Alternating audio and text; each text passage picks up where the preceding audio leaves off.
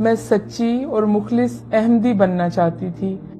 جس کے لیے میں قادیان گئی، لیکن میں نے جو حالات وہاں دیکھے اس نے مجھے قادیانیت سے قریب کرنے کی بجائے اسلام کے قریب کر دیا۔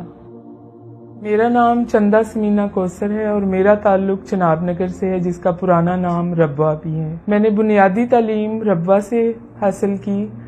FA BA، اور اس کے بعد میں نے B.Ed جو ہے چنیوٹ کالج سے کیا۔ B.Ed کے بعد مجھے جانے کا موقع ملا اسٹوڈنٹ بیس پہ سوئٹزرلینڈ، ادھر سے پھر میں نے مائیگریٹ کیا بیلجیم میں۔ بیلجیم میں موجودہ میری سچویشن جو ہے وہ میں بطور جج فیملی کورٹ میں فرائض انجام دے رہی ہوں۔ میں پیدائشی قادیانی تھی۔ میرے خاندان میں سب سے پہلے میرے پردادا قطب دین نے مرزا قادیانی کو امام مہدی مانا تھا۔ جب میں قادیانی تھی تو بھی اپنے آپ کو مسلمان ہی کہا کرتی تھی، بلکہ ٹرو مسلم کہا کرتے تھے ہم اپنے آپ کو۔ لیکن میرا اپنی والدہ کے ساتھ چھوٹی عمر میں قادیان جانے کا موقع بنا۔ یادداشت میری تھوڑی شارپ ہے، اس لیے مجھے ایک ایک دن یاد ہے قادیان کا۔ تو میں نے جو محسوس کیا کہ وہ ایک بستی میں سے ایک بدبو ہے، جیسے تعفن ہے، ہلکی ہلکی سی، یا جیسے کہتے ہیں کہ نالیوں کی یا گٹروں کی اس طرح کی ایک آتی ہے تعفن سا۔ دوسری میں نے چیز جو قادیان میں محسوس کی وہ تھی ایک ان کا کمرہ ہے بیت الدعا، اس میں بہت لمبی لائنیں اور کہتے ہیں اس میں جو جا کے دعا کرے گا وہ تو جنت کا بالکل ہی حقدار ہے۔ اس میں جب جانے کا موقع ملا تو اس میں ایک اور ہی قسم کی وحشت، اور دو تین لوگ ادھر کھڑے ہو سکتے ہیں، جلسے کے دن تھے۔ تو اس بیت الدعا میں مجھے کوئی بھی روحانی چیز نہیں نظر آئی۔ تیسری جو چیز تھی وہ تھا منارۃ المسیح،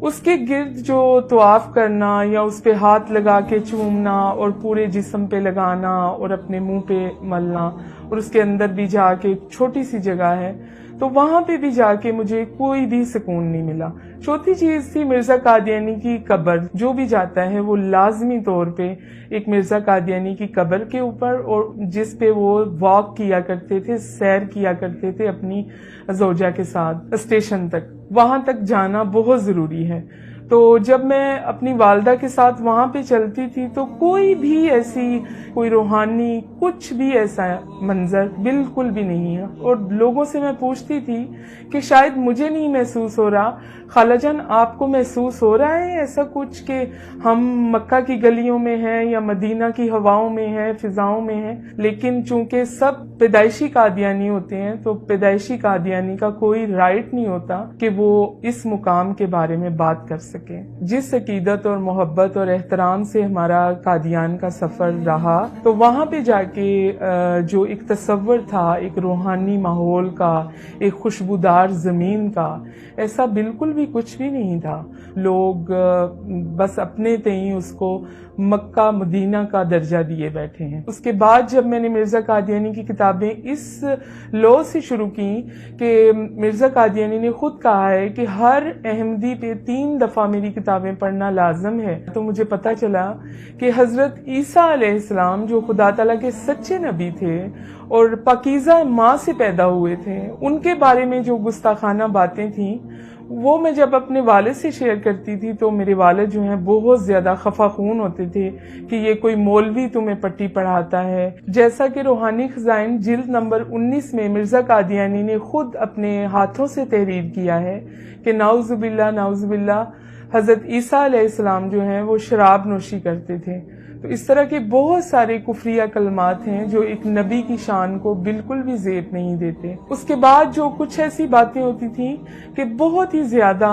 ایک بچی اپنے باپ سے نہیں کر سکتی، تو وہ باتیں میں اپنی ماں سے کرتی تھی اندھیرے میں، کبھی چھپ چھپ کے، کبھی پیٹی والے کمرے میں، کہ والدہ یہ چیزیں لکھی ہیں۔ تو میری والدہ ایک پڑھی لکھی عورت تھیں، تو پھر وہ مجھے کہتی تھیں مجھے نشان لگا دو بیٹی، میں 10 بار پڑھوں گی اور اسے سمجھنے کی کوشش کروں گی۔ اور کئی دفعہ محلے کے مربی سے بھی میں رابطہ کرتی کہ آپ تو ہمارے استاد محترم ہیں، ہماری رہنمائی کریں، یہ باتیں دل میں ایک گرہ سی باندھتی جا رہی ہیں۔ اس سارے سلسلے کے بعد جب میں اپنے والدین سے بات کرتی، میری والدہ جو ہیں قائل ہو جاتی تھی، لیکن میرے والد کبھی بھی قائل نہیں ہوتے تھے، بلکہ وہ کہیں نہ کہیں میرے لیے مرنے کی بد دعائیں کرتے تھے کہ یہ کیا اذیت ناک ایک بچہ میرے گھر پیدا ہو گیا ہے، کیونکہ میں سب سے بہن بھائیوں میں چھوٹی تھی اور سب سے زیادہ خدمت گزار تھی، اور میرے بہن بھائی سب سیٹ تھے یورپ میں، لیکن میں اپنے والدین کے ساتھ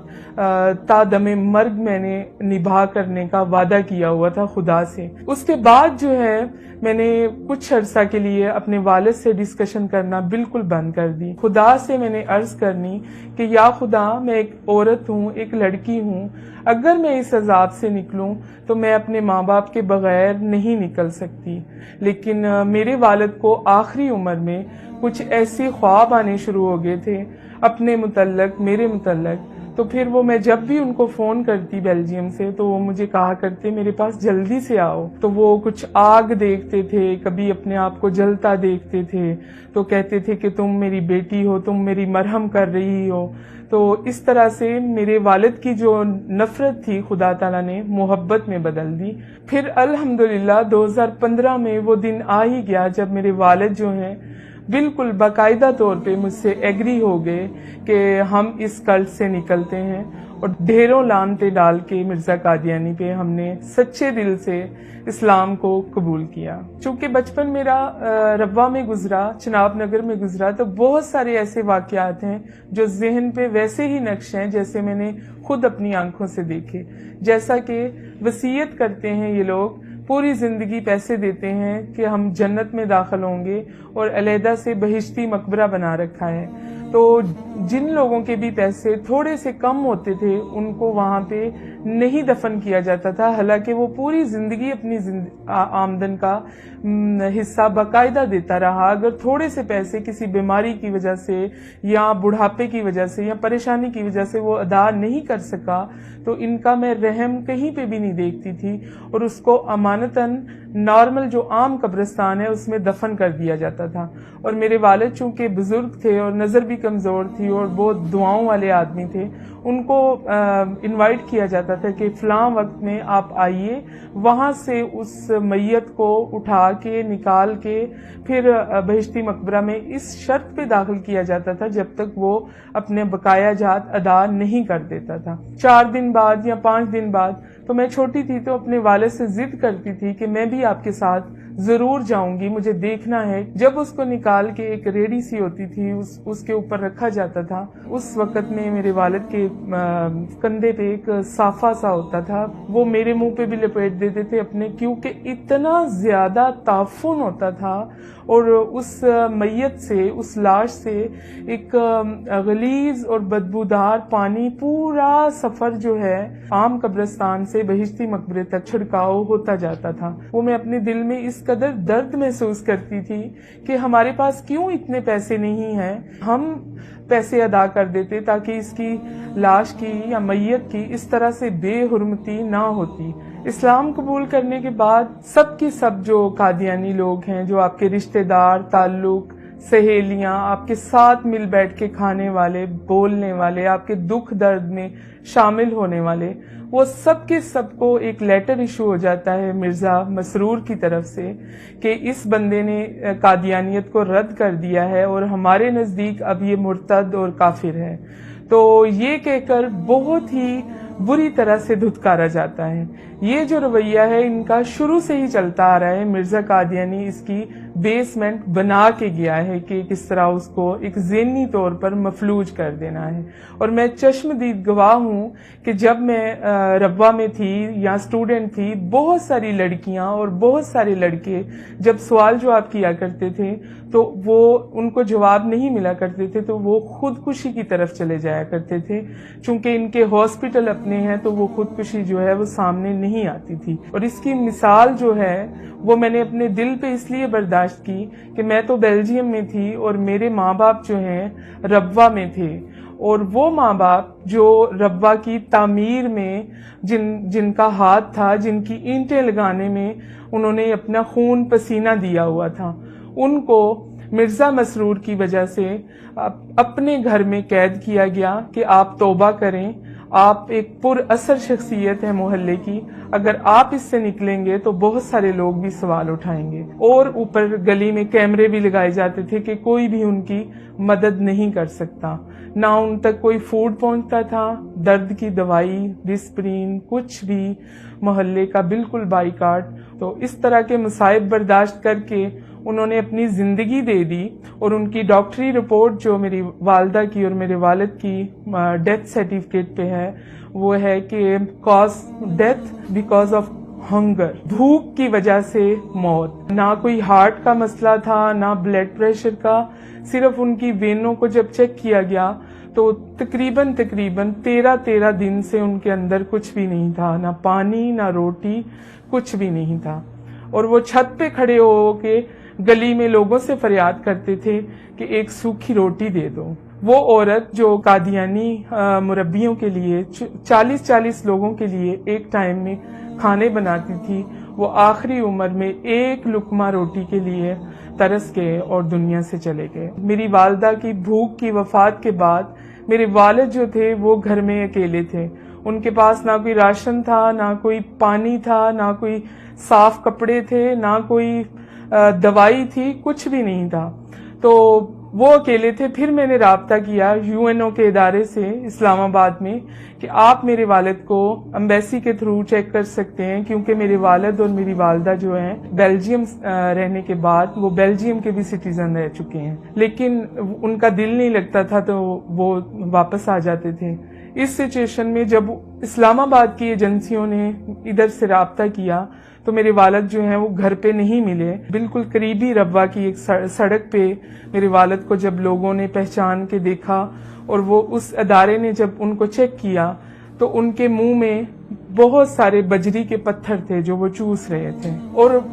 جب ان کو کہا گیا کہ آپ کا گھر کدھر ہے تو ان کو گھر بھی یاد نہیں آ رہا تھا کہ میرا گھر کدھر ہے۔ قادیانی جو ہیں ان کے اوپر ایک الزام ہے کہ وہ اسرائیل کے بہت زیادہ قریب ہیں، اور میں بھی اس چیز کو الزام ہی سمجھتی تھی جب میں مختلف قسم کی دیواروں پہ یہ لکھا ہوا دیکھتی تھی کہ قادیانی جو ہیں اسرائیل کے یار ہیں، غدار ہیں، غدار ہیں۔ تو میں سوچا کرتی تھی کہ یہ کون سے ایسے مولاناز کو حق ہے جو قادیانیوں کو ایسا کہے یا باقاعدہ طور پر دیواروں پر تحریر کر دے۔ تو بہت ہی ایک غصے کی سی کیفیت پیدا ہوتی تھی۔ لیکن بیلجیم میں جانے کے بعد، ان کے سسٹم کے اندر جانے کے بعد، ایک تبلیغی طور پہ ان کا کام کرنے کے بعد اندازہ ہوا کہ یہ بالکل حقیقت اور حق اور سچ بات ہے، کیونکہ قادیانیوں کا ایک اعلیٰ سطح کا مرکز جو ہے وہ اسرائیل میں خود بنایا ہے، اور ادھر ان کا آنا جانا بھی ہے۔ اور 2014 میں باقاعدہ طور پر قادیانیوں نے چھوٹے چھوٹے ہر ایک کے کارڈز بنائے چپ کے ساتھ، جس میں آپ کی ہیلتھ، آپ کی ایجوکیشن، آپ کی عمر، آپ کیا کرتے ہیں، آپ پوری ایک بایوگرافی کے ساتھ، اور یہ انہوں نے اس نام پہ بنائے کہ یہ ہماری سیکورٹی کے طور پہ ہیں۔ لیکن وہ ایک قسم کا معاہدہ تھا اسرائیل کے ساتھ کہ ہم پاکستان کی طرف سے یہ والی کمیونٹی جو ہے وہ اتنی تعداد میں آپ کے ساتھ شانہ بشانہ کھڑے ہیں۔ تو میری یہ بات کا وہم اور یہ ایک غصہ اور نفرت یہ نکل گیا کہ یہ ایک الزام نہیں ہے، یہ حق اور سچ بات ہے۔ قادیانی جو ہیں وہ اسرائیل کے یار ہیں، اور یہ سچ ہے کہ قادیانیوں کو اسرائیل سے خاص قسم کی ایک انسیت ہے۔ ایک چیز جو میرے لیے اور بہت زیادہ قابل تکلیف تھی، اذیت کا باعث تھی، کہ جب بھی کوئی قادیانی مائیگریٹ کرتے ہیں پاکستان سے، یہ ایک ماحول کریٹ کرتے ہیں، سٹوری کریٹ کرتے ہیں پاکستان کے خلاف کہ مولاناز جو ہیں وہ ہمارے پیچھے چڑھ گئے، ہماری بچیوں کو خطرہ ہے۔ یہ صرف اور صرف پاکستان کو اس طرح سے ڈاؤن کرنے کی باتیں کرتے ہیں کہ یہ ایک بہت ٹیرورسٹ سا کنٹری لگتا ہے دیکھنے والے کو، جس کی ایک مثال یہ ہے کہ پاکستان کے جو تحفظات ہیں یورپ میں یا دوسرے ملکوں میں، وہ قادیانیوں کی وجہ سے بھی بہت زیادہ بڑھ چکے ہیں، جس کی وجہ سے پاکستان گرے لسٹ میں جانے تک کی نوبت میں آ چکا ہے۔ میں خلوص دل سے سب قادیانیوں کو ایک پیغام دینا چاہوں گی کہ جب آپ اس ماحول سے نکل کر بہت ہی ایک پرسکون زندگی کی طرف جانا چاہتے ہیں تو اسلام پہ غور و فکر کریں، قرآن پہ غور و فکر کریں۔ یہ نہیں کہ چند آیات کو آپ بحث کے لیے اٹھا لیں، اس پہ بحث کریں اور پورے قرآن کو آپ وہاں پہ دبا رہنے دیں. یہ تو کام منافقین کا تھا، کفار کا تھا جو وہ کرتے تھے. ضرور میرا ایک تہ دل سے پیغام ہے کہ مرزا قادیانی کی کتابوں کو اپنی عقیدت کا چشمہ اور محبت کا چشمہ اتار کے پڑھیے، سچے دل سے پڑھیے. اور ہمارے لیے ایک مشعل راہ ہیں عرفان محمود برق صاحب. کوئی کسی قسم کا بھی سوال ہو تو وہ آپ کی ضرور رہنمائی کریں گے اور عزت کے ساتھ آپ کے سر پہ پیار کی اور محبت کی ایک چادر بھی رکھیں گے جسے آپ کبھی بھی اپنے سے دور نہیں کر سکیں گے. اب میری زندگی کا مقصد صرف اور صرف یہ ہے کہ جو لوگ اندھیروں میں بھٹک رہے ہیں، جن کو راستہ کچھ بھی دکھائی نہیں دے رہا اور وہ اپنے تئیں سوال کرتے ہیں، اپنے تئیں جواب لیتے ہیں، ان کے لیے ایک آسانی میسر کرنا کہ وہ بھی اس نور کو پہچانیں، اس حق کو پہچانیں اور ایک سچے سفر کو جو زندگی میں بھی کامیاب کرے گا اور آخرت میں بھی شفاعت کا باعث بنے گا. اور زندگی بہت ہی آسان ہے فرمان مصطفیٰ صلی اللہ علیہ وسلم کے ساتھ، اور مرنا تو اس سے بھی آسان ہے شان مصطفیٰ کے ساتھ.